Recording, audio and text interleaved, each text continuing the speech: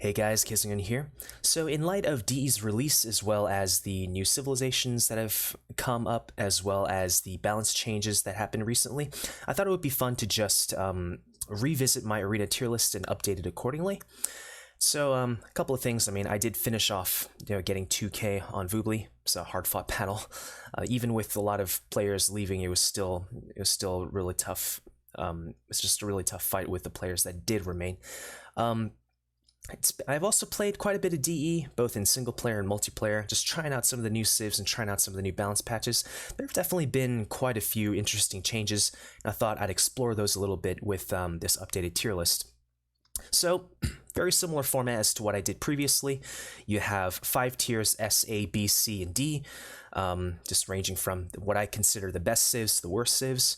And just, as always, this is a totally subjective tier list. I mean, I've kind of defined my own playstyle.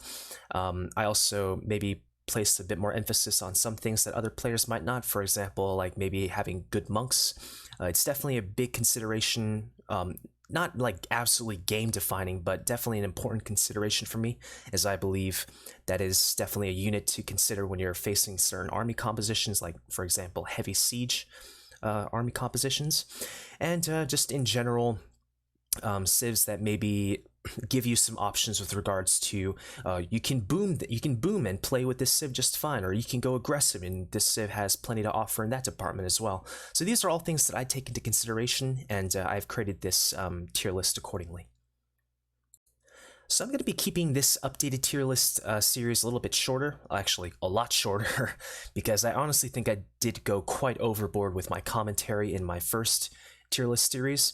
So instead of 5 videos, I think I'm just going to dedicate 2 this time, maybe covering half the civs, maybe 17, 18 out of 35 civs now for the first part, and dedicating the second part to the remaining civs. So I'll just be going in order from S all the way to D tier, and yeah, with that in mind, let's start with S tier. So starting with civ number 1, in my S tier, we have the Lithuanians, a newcomer from the Last Khans expansion, and I put them as number 1. It was a really tough pick between them and the number 2 civ, as you can see, Teutons, but I picked Lithuanians over them because I think they were just a little bit more dominant than Teutons in a couple more places in the game, and that is most notably the very start of the game, which is like just the very early stages of Dark Age, where they get the 150 extra food. That can get that many extra resources can really give this civilization a ton of flexibility with regards to what they want to do. If they want to go up really early, let's say, I don't know, something crazy, 23, 24 +2 build into like a really fast and strong boom, or a similar uptime for like taking map control, they can do that. They have the economy to do that.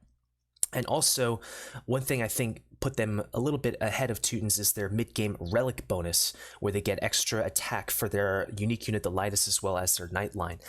In my view, a Lithuanian player with 4+ relics is even more dangerous than an Aztec player with 4 relics, because the Lithuanians, I think, have a superior late game overall, and, the 14+8 Paladin Snowball is just so difficult to deal with in my experience, both on the giving end as well as the receiving end. And so, yeah, great early economy, great relic bonus, great late game, great monk tech tree as well.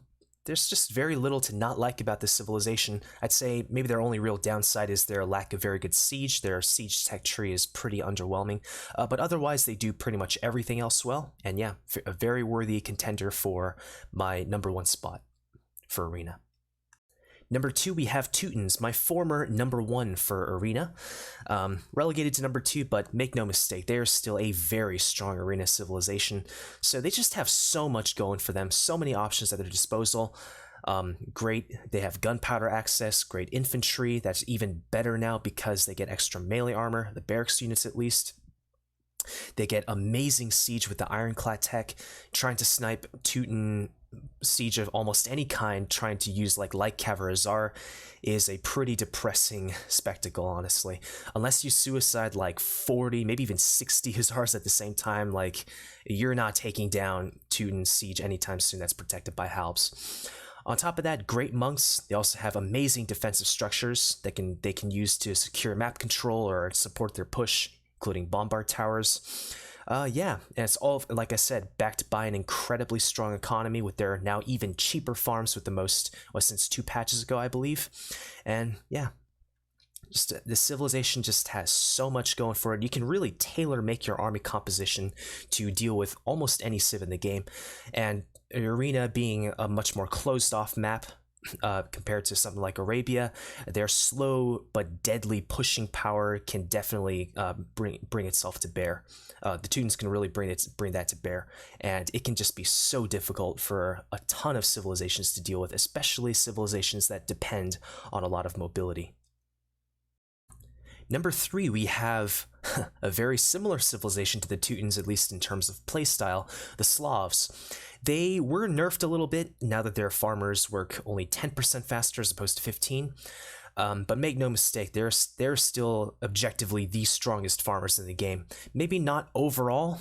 They're maybe a little bit slower than, for example, Aztec farmers in the very early game, but later on, they're still objectively the best farmers in the game, and that's really good for the civilization that relies on a lot of food units. They're very infantry heavy with their Druzhna infantry, halberdiers and champions. A lot of cavalry too, maybe like Hussars. They have fully upgraded Hussars and fully upgraded Cavaliers too that he can make good use of, at least like in early to mid Imperial Age. And also great siege, discounted as well. Their really cheap scorpions, for example, can make for really good range support against for your infantry, and of course siege onagers. They're fully upgradable siege engineers, and can also make for really nice support. Like infantry, siege, and monks is definitely a army composition that I really like, and just this civilization having access to that, as well as a very strong economy to boot, just puts them in a very high position on this tier list for me with regards to Arena. I'd say my only concern with this civ is the fact that they're, I think, a little bit on the weak side to very good monk civs, because lacking heresy can be pretty devastating for a civ that relies on like really expensive units. In the Slavs case, a lot of siege. And like, for example, like if you've got infantry and like siege onagers, you get 1 or 2 of those siege onagers converted, like you can kiss your infantry army goodbye. So that's just one thing that really concerns me whenever I play Slavs. But other than that, I mean, this civilization has a lot going for it. Great economy, great military, and yeah, just very little to not like. Fourth on my S tier, we have a civ I never expected to put this high in an Arena tier list. We have the Khmer. Now, I had them in D tier in my last series just because I did not like this civ in pretty much any capacity. But with the buff that they received 2 patches ago, like where their farmers no longer need to drop off any of the food that they're carrying, they have a incredibly strong economy at pretty much all stages of the game.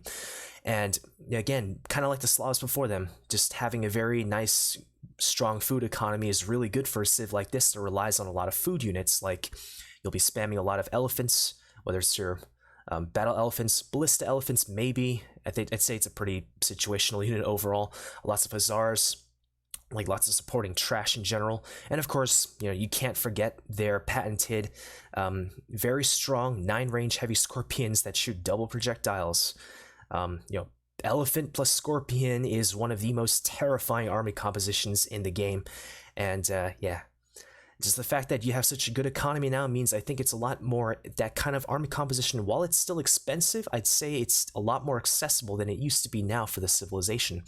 And so yeah, great economy, great late game. My only concerns are their lack of very good monks. They do miss quite a few important technologies. Also, maybe being a little bit vulnerable to monks themselves, lacking heresy, and relying on a lot of expensive units like elephants and scorpions. Losing those to conversions can be pretty devastating. And also the fact that, in my opinion, just playing them around, even though they are overall very strong, I'd say one point in the game where they're maybe a little bit mediocre is maybe early Imperial Age, where they don't really have the best options available to them. Yeah, they do have arbs, but you don't get thumb rings, so they're not really the best arbs out there. Your halberdiers also miss a number of upgrades. You miss squires and plate mail, so that's not exactly the best, as good of an early Imperial Age opening as they otherwise could be.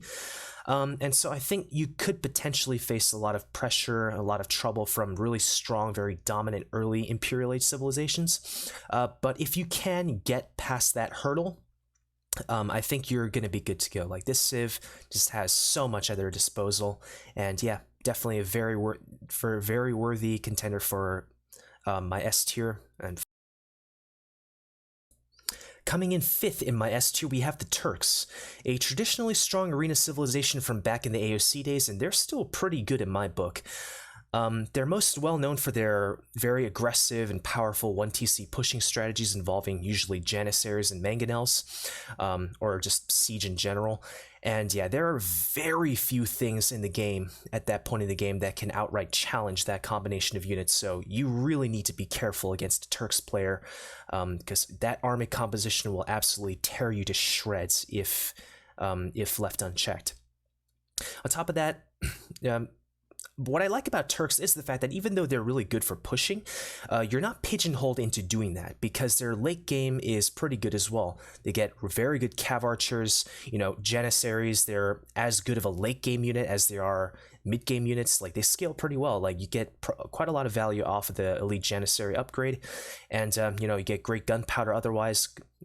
Longest range bombard cannons in the game, longest range bombard towers in the game, free Azar access, which you'll use regularly as a meat shield for your gold units, and that's a really good thing, because this civilization really needs a lot of gold to get up and running, and that kind of extends also to what I consider to be downsides with this civilization. Because they're so reliant on gold, you really want to make sure you keep an eye on your gold units, because Turks, their trash is really bad. Like, but that being said, because most of your good gold units tend to be ranged units, as long as you have at least half decent micro and are able to pull them back from really dangerous positions, you can keep your gold going for a long time. Turks are only screwed, in my view, if you have no more gold left and you lose all of your gold units that you have on the field. Up until that point, they're very good. They also, unfortunately, do have a number of very bad matchups, and that tends to be civilizations that are very strong for archers. So think, Ethiopians, Mayans, Britons, those kinds of civs can really give the Turks a lot of trouble, because they don't get elite skirmisher, which is unfortunate. They don't get onagers either, so they have a very noticeable weakness to archers, especially foot archers. They can also be kind of weak to very strong cavalry civs, cavalry/camel civs, like I'm thinking Indians. Like, if an Indians player gets up to imp camels, like, the Turks can basically kiss their chances of winning goodbye, because that's just not a unit they deal with very well. But otherwise, this civilization kind of gives you a lot of options. You can go aggressive with them, you can boom with them, and they're perfectly fine doing either. So, and that's just what I like in a good arena civilization. Number 6 in my S tier, we have the Spanish, another gunpowder powerhouse civilization alongside the Turks. So Conquistadors, it's a great unique unit, easily one of the best unique units for the mid game, at least during Castle Age. Although they have been nerfed a little bit now that they are also classified as cav archers. So, for example, skirmishers do more bonus damage against them. But make no mistake, the Conquistador is still a very strong unique unit, and paired with siege, very much like Janissary and siege with the Turks, it can tear you to shreds if you are not careful. So definitely do not underestimate Conquistadors, even if they have been nerfed a little bit.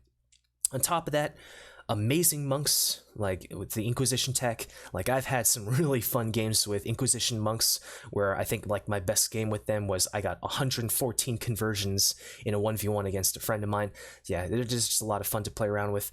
And of course, Spanish, very well known for their having one of the most open tech trees in the game, and that means they have few, if any, bad matchups. They can really tailor their army composition to fight anything in the game, pretty much. They have paladins, they have good infantry, they have great gunpowder, they have bombard towers, they have siege rams, they have perfect trash.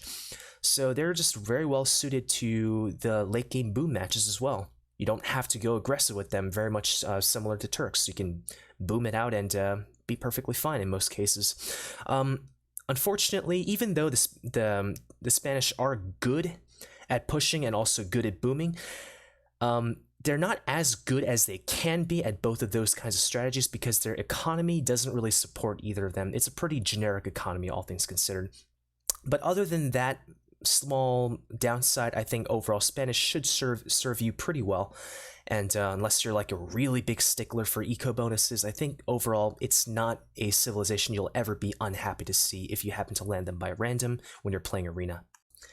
Number 7 on my S tier, we have the Aztecs. Probably a bit of a controversial position to put them in, as many people, even pro players, would consider this to be one of, if not the best arena civilizations in the game.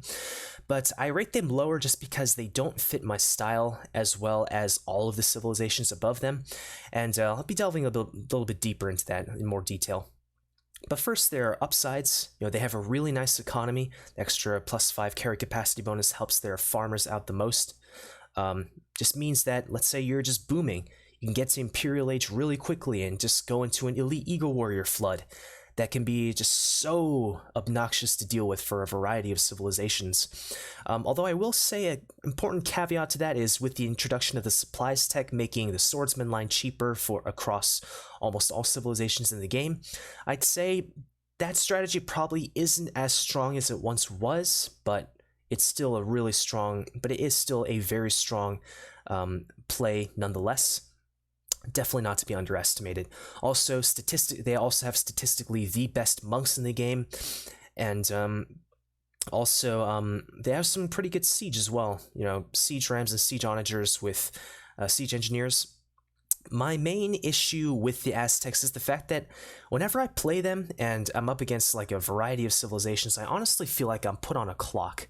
And what I mean by that is, it's not to say their late game is bad by any means, but it's just, in my view, compared to what the civilization was in early Imperial Age, where they were just absolute monsters and absolutely terrifying, their late game is pretty meh in comparison. They don't really have the most powerful, most population-efficient army out there. It's okay, but there are better late-game civilizations out there that I would pick.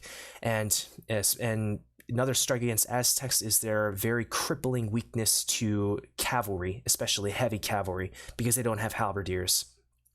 I don't care what anyone tries to argue, but it's just an objective fact that having +4 extra attack on your pikemen is not a replacement for getting access to halberdier against literally all types of cavalry in the game, but it's particularly noticeable with heavy cavalry. If you get to the late game against a paladin or an elephant civilization with the Aztecs, you're gonna have a really hard time. That's just not a unit type the Aztecs deal with very well. And also they're really dependent on gold. I would even argue they're even more dependent on gold than Turks in front of them, just because kind of goes back to the whole melee versus ranged unit dichotomy, where the Turks' best gold units tend to be ranged, so you can keep them out of danger a lot easier. You can't do that with Aztec gold units nearly as easily because Eagles, Champions, Jaguars, all those units are units you have to put into the meat grinder. You have to expose them to all this damage on the front lines, and so you're going to be burning through a lot of gold very quickly, and without gold, this civilization doesn't really have very good trash to fall back on. Also, on top of, naturally being a Native American civ, you don't have a gold-free raiding option. You have to spend gold on Eagle Warriors, so that can definitely be an issue. Those can definitely be issues for the civilization overall, and it's because of those reasons why I would not put them in the number 1 position like a lot of players would. But they're still a really strong civ, and I have to keep them in S tier for that. Rounding out my S tier, we have the Malay. Again, probably a controversial place to put them, as many would consider this either the best or second best arena civilization in the game, right alongside Aztecs. And again, that just goes back to them not fitting my playstyle as well as I would hope them to, compared to like all the other civilizations above them. So really nice economy with the 4 extra villagers that you're able to create in the Dark Age as a result of your faster age up bonus. You can create 4 extra villagers in the Dark Age, and you can get up to, you can do a regular, then just doing a regular fast castle build, and you'll get to Castle Age oftentimes even a bit sooner than your opponent with a generic uptime, and you'll have a stronger economy overall that you can really boom with. And they do have a really nice boom, like, don't get me wrong. The civilization really just falls short in two major ways that don't really sit well with me. The first is, depending on what strategy you're going for, like for example, one of my preferred strategies in a lot of games is to take map control with scouts, crossbows, whatever it is, or light cav by extension with scouts, depending on whether or not my opponent is taking map control. And with the Malay, even though their economy is going to be stronger overall, you're gonna be feeling it in the early Castle Age if you're going with one of those strategies, because you're robbed of food compared to a generic civilization at the very start of Castle Age. And for example, if I'm taking map control with scouts, I'd want to grab, you know, bow saw, heavy plow, and then also keep on producing villagers. I cannot do that nearly as easily with Malay as I can with like a civilization with a generic uptime, because you're just banking that many fewer resources right as you hit Castle Age. And so it's just not something I really enjoy about the Civ. And also their late game is, I take it or leave it. It's not really the most amazing late game out there. It's pretty clear that the Malay ride a lot on cost efficiency because their best units tend to be kind of cheap and crap. Like their elephants, they miss bloodlines and they miss 2 armor upgrades. You know, karambits are very low HP, very cheap units that rely on being masked up to overwhelm their enemies. It's just how this civilization plays out. It's not my preferred kind of late game civilization, even though, although I will say, you know, post-stimp, trash unit stage of the game, unless you're also unless you're maybe Civ like, I don't know, Persians or like maybe Magyars, who have also very good trash options at that point in the game, you can basically kiss your chances of winning goodbye against the Malay, because gold-free two-handed swordsmen, even though they have been nerfed a little bit, are still incredibly strong at that point in the game, and they will just murder any and all trash. And so the Civ has pretty defined strengths, but in my view also have pretty defined weaknesses, and that really keeps them from putting them any higher on my S tier. But they are still a very strong civilization, and that's why I have to at least keep them. Okay, so after S tier we have the A tier civs, aka the civs that I consider to be almost as good as the S tier civilizations for Arena. But unfortunately, there's usually 1, maybe 2 things about the civilization that are kind of hard to overlook, and that keeps them from being like absolutely dominant on Arena. But otherwise, they're still very strong civs. Like, you random any of these civs and you're never going to be unhappy, at least in my opinion. So with that in mind, we have the Incas as at the top of my A tier. So, you know, it's my favorite Native American civilization, even though even if I do believe that Aztecs are, just objectively speaking, are a little bit better for arenas in particular. Just on a personal level, I do like Incas the best out of the Native American civilizations. So that just goes to their ability to counter legit anything that is thrown against them. Like, you throw anything at this civilization, they will be able to counter it.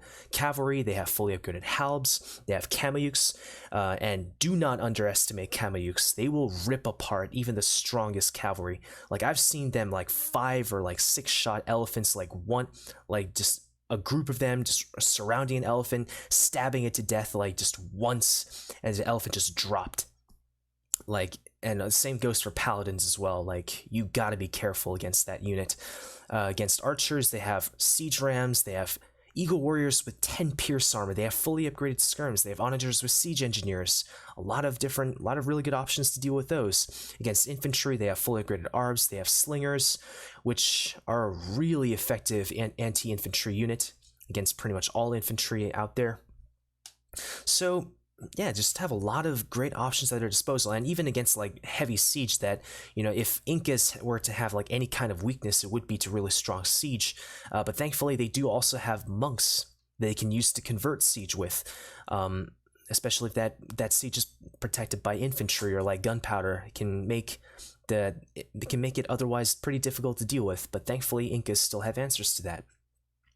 Their main issues, I'd say, is the lack of really strong eco bonus. They do get a little bit of savings with their housing bonus, as well as the free llama that you get at the start of the game can help out with your builds, but otherwise they don't really have very strong.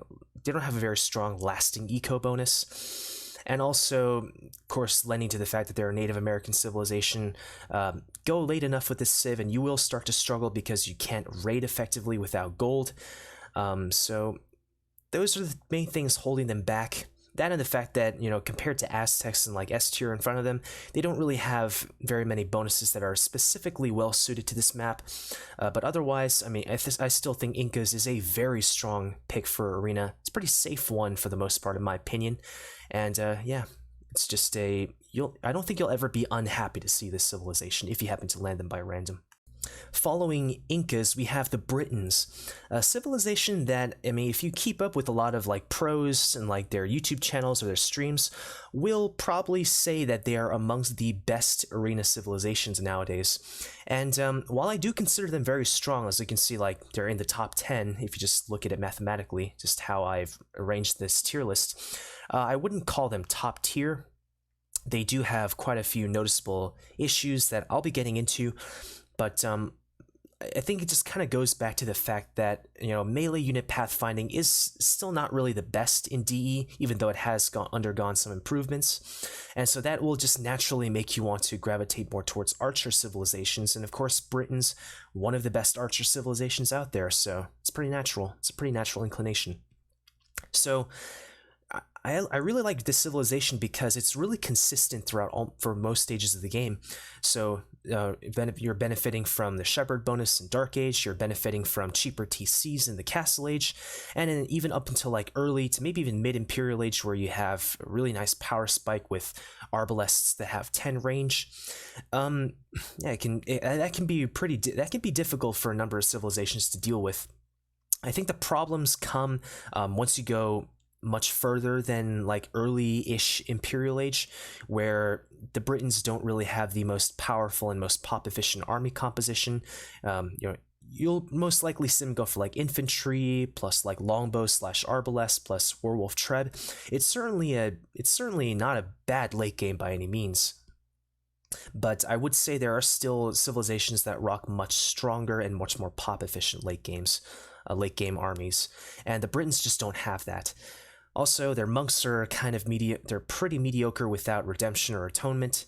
Also, they lack heresy, but you know, lacking heresy I wouldn't say is a super big problem for this civ, because they're pretty anti-monk as it is, because their ranged units have unbelievable range. They can just snipe monks from a mile away.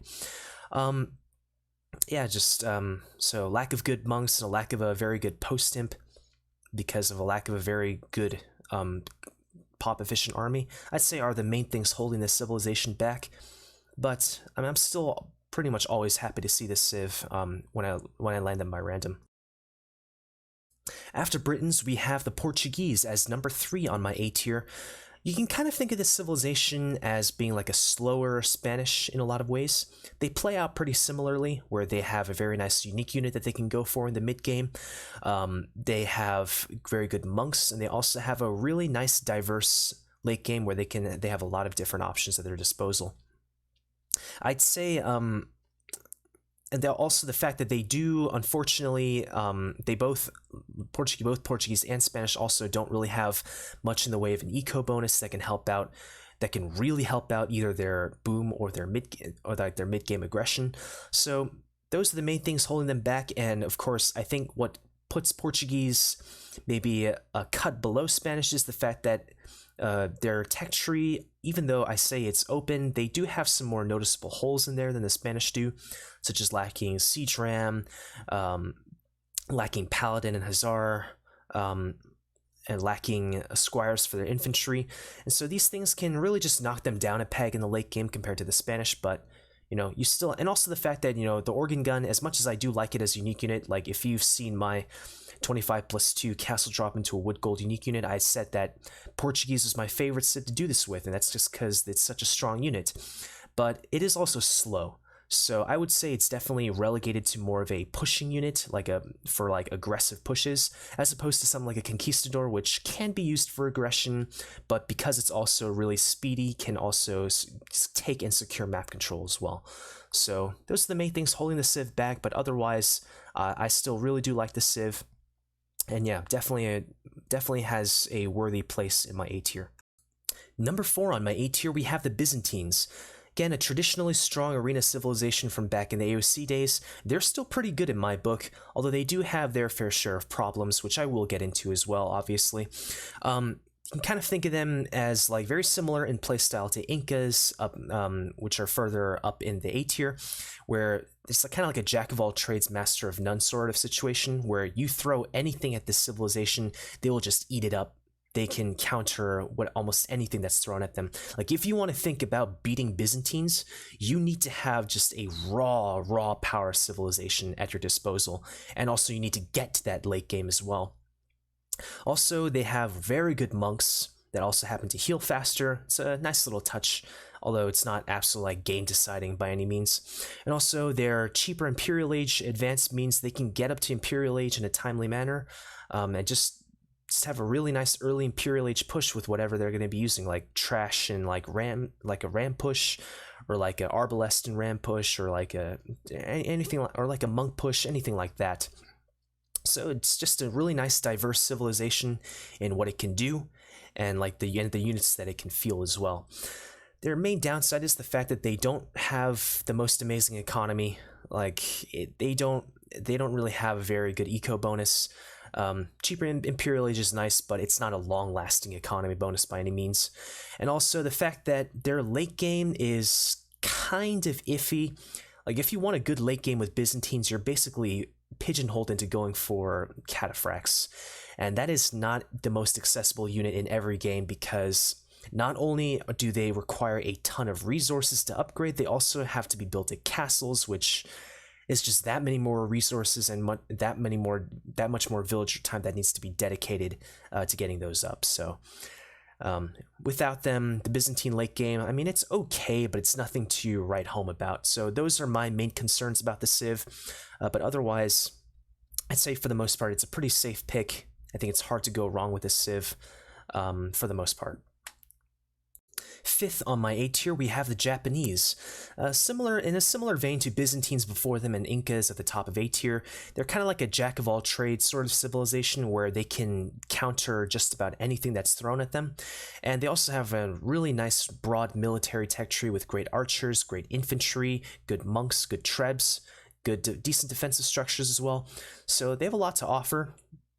And their early economy is also really nice because you can save a lot of wood just going about your regular business, building your 2 lumber camps, your mining camp, and a mill or 2. You can say mill or 2, let's say, for example, if you have extra berries in the back, it's nice to mill those. You can save upwards of 200 to 250 wood, which is a really nice kickstart to your mid-game boom, even if the mid-game boom itself is a little bit on the generic side. But that kind of touches on the issues that I have with Japanese. First, their economy they don't really have the most amazing mid-game boom, and also their late game, while it's diverse, they don't really have the most powerful and pop-efficient late-game army. So this means you're going to be stuck playing a little bit more reactively, maybe a little bit more defensively, just responding to what your opponent's throwing at you.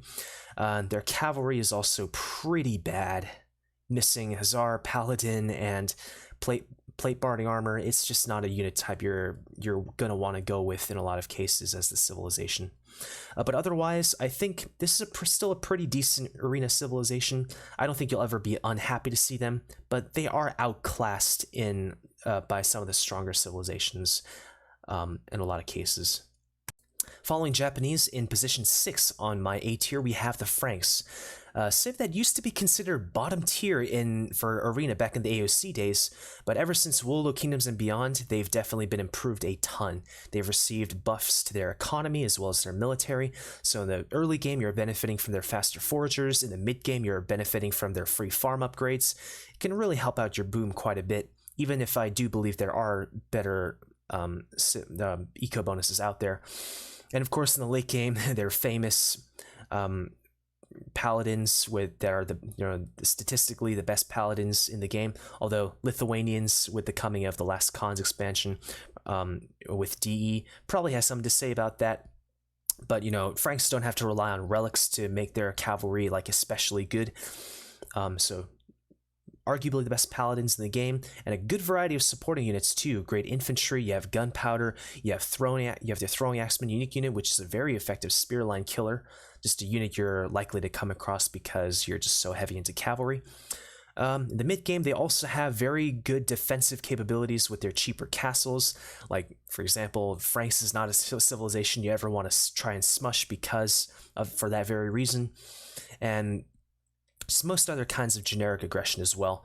Also, they have a very good ability to take map control. They're easily one of the best civilizations for doing that because their scouts, their light cav, and their knights are all beefed up intrinsically because of their civ bonuses. And so you have a really nice economy, really good potential to take map control, and a very strong late game. So just a very consistently strong civilization across almost all stages of the game. What holds them back, in my view, is their lack of very good monks. They miss Redemption and Atonement. It's not really a unit you're going to be using very much of, unfortunately. And also the fact that their archery range is pretty bottom tier. Outside of hand cannoneers, and even their hand cannoneers are kind of weak because they miss the last archer armor upgrade. You miss a lot of upgrades at the archery range itself, missing thumb ring, missing arbalest. You also lack, again, bracer and ring archer armor at your blacksmith. So it's just not a very good unit line to go for with this civilization. It can be problematic, but otherwise, I think this civilization is, for the most part, strong in every other department. It's never a civ I'm unhappy to see if I happen to land them by random. Italians is the penultimate A-tier civilization, and they've been improved quite a bit ever since the DE's release, and that's because the Genoese crossbowmen, their unique unit, has definitely been improved for the better. Whereas before you were kind of pressured to get the elite upgrade because the base Genoese crossbowmen were just so bad because they fired so slowly. Now the non-elite Genoese crossbowmen fire as quickly as the elite ones do, so it kind of makes that transition a little less, making that tech switch just a little bit more bearable, although the unit itself is still kind of slow to get up and running because you need castles, and the unit itself, for a foot archer, trains incredibly slowly, so you still have those problems to contend with. But otherwise, they have a really nice broad tech tree, tons of options, decent infantry, good archers, decent cavalry, good monks. You have bombard towers, bombard cannons. So this civilization has a lot at their disposal. Unfortunately, they are held back by their lack of economy bonus. The cheaper age up that they have can be useful for a few strategies like smushing, or if you just want to get to Imperial Age to start an early Imperial Age push a little bit faster, but otherwise they don't really have the most impactful economy bonus. And also, lacking Halberdier can be a pretty big knock in certain cases. Like maybe getting out Genoese crossbowmen isn't going to be very easy on certain maps. Like let's say your stones are exposed, and so if you're facing a really strong cavalry civilization, it's going to really hurt. Italians are really going to suffer in those situations, in my opinion. But otherwise, it's a pretty decent civ. I don't think you'll ever be unhappy to see this civilization, but there are definitely better ones, but they're not bad. Last up in my A tier, we have the Burmese. A civ that used to be, even back 2 years ago, back when Masters of Arena 5 happened, were considered to be among the best civilizations for Arena. They've definitely fallen from grace a little bit just because of the certain nerfs that this civilization's faced since then, where their Rambai are now a little bit more expensive. they were like really expensive, like 80 wood now. Their cost has been reduced a little bit to 75 wood a pop. It's still not quite as... I personally maybe would even want to see it drop to maybe like 70 wood or something, but that's just my 2 cents. You do have a lot of great options. You have amazing infantry, great monks, second only to like Aztecs in terms of like maybe general utility, where you can grab monk texts very quickly because of your monk discount. You can grab key texts like redemption and atonement just that much more quickly and turn the tide of a monk war, or just be able to defend yourself against like monk rushes themselves, or maybe even siege pushes. It's just a good, definitely a strength of the civilization. And also decent siege, and the Rambai unique unit, even though it has been nerfed, is still a very good unique unit. Particularly because it doesn't cost any food, so you can do that whole, like I said, mentioned for Portuguese, like 25+2 castle drop and just all in aggression. The Rambai is a very nice unit for that, and Burmese is a very good civilization for that. Also have a decent economy. Although I wouldn't say it's the best economy out there. Free lumber camp upgrades helps, but it's not really the most impactful economy bonus. You also have very good battle elephants, the second best battle elephants in the game from a statistical point of view, just behind Khmer. And yeah, can make for this civ can really serve you well in the late game, and even in the mid game. Can be really nice with their Rambai and their monks, etc. This civilization's clear weakness, though, is in their archery range. It's easily one of the worst archery ranges in the game because you miss arbs, you miss thumb ring, and you miss hand cannoneers, and at the blacksmith, you miss 2 armor upgrades. Like, the archery range is almost never it's just almost a no-go, like a no-go zone for this civilization. Like, you do not want to be using them in most circumstances. And this automatically gives this civilization a bit of a weakness to very good archer civs, kind of like in a similar vein to Turks up in S tier, where very good archer civs can definitely give this civ a bit of a headache. So yeah, this civilization definitely has its share of problems that keeps them from being like absolutely dominant as they used to be for Arena. But it's still a good civ. I think unless you really enjoy, like you insist on having a good archer tech tree, I think Burmese should be able to serve you quite well because they're pretty good in almost every other department. Okay, so after A tier, we have B tier, or the civilizations that I consider to be overall just good, solid picks for Arena, but there tend to be multiple things about the civilization that I don't like about, and that really just keeps them from being absolutely dominant compared to like the S and the A tier civs for Arena in particular. But you know, if you happen to land these civs by random, like, you won't ever be disappointed. You just may be outclassed at certain points in the game by the higher tier civilizations, but overall they're still very solid picks.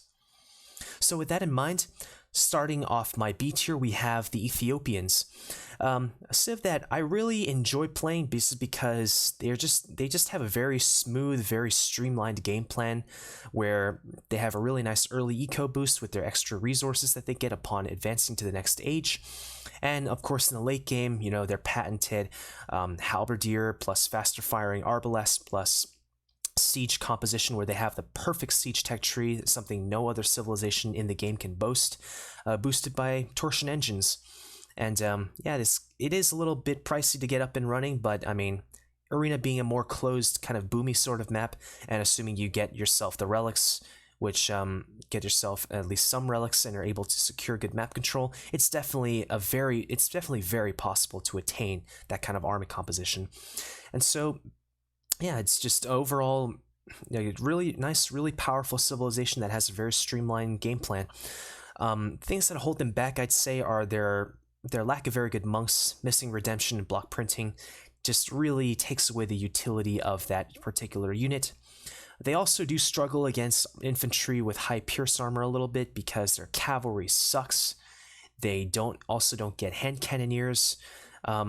I guess maybe Arbs and Siege are probably their best bet, which can work against some infantry units, but overall, like some others, like maybe, I don't know, Champ Skarls from Malayans, or like Elite Huskarls from the Goths, maybe you can argue like they're like woad raiders from Celts or things like that, can really give this civilization a hard time. And also the fact that they don't really have the most impactful economy bonus. The free resources are nice, but overall, like their boom is kind of on the generic side. So these are the things that kind of keep them from being like that keep them just a cut below the A and the S tier civs in my view.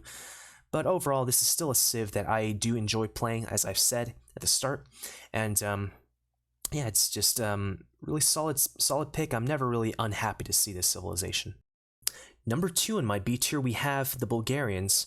In many ways, they're kind of similar to Ethiopians right before them, whereas you can do some really cool things with your economy with Ethiopians, where say you can ignore getting gold entirely and just dedicate like two to three villages that you would have put on gold normally, and just put them on wood and gold, like wood and food, to make your boom a little bit stronger.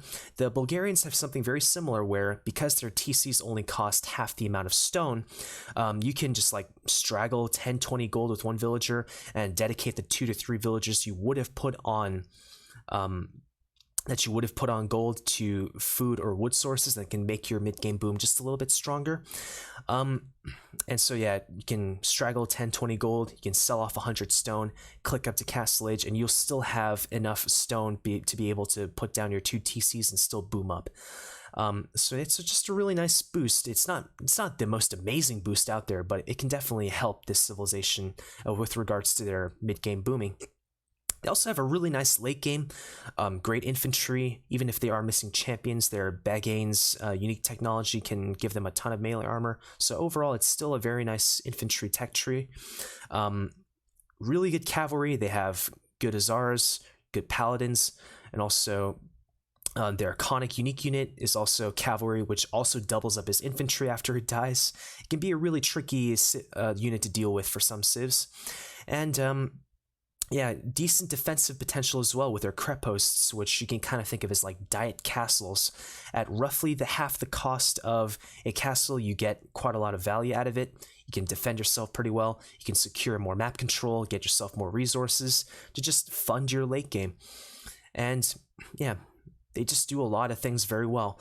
The things that hold them back are their lack of very good monks, and also the fact that their archery range is really nothing to celebrate about.